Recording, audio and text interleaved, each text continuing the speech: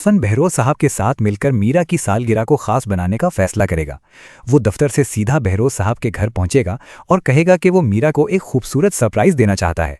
बहरोज साहब भी ये सुनकर खुश हो जाएंगे और फिर अगले दिन मीरा को बहाने से घर बुलाया जाएगा।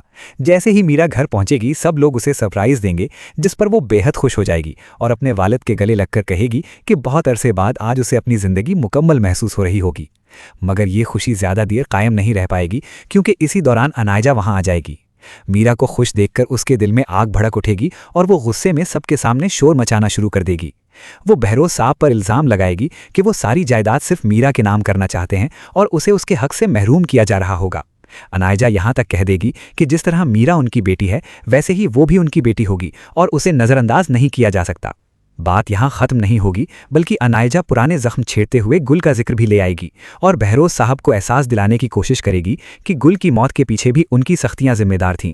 ये अल्फाज सुनकर बहरोज साहब शदीद सदमे में आ जाएंगे और अचानक उनकी तबीयत बिगड़ जाएगी। असफंद फ़ौरन उन्हें अस्पताल लेकर जाएगा, जबकि पूरा घर खौफ और परेशानी में डूब जाएगा।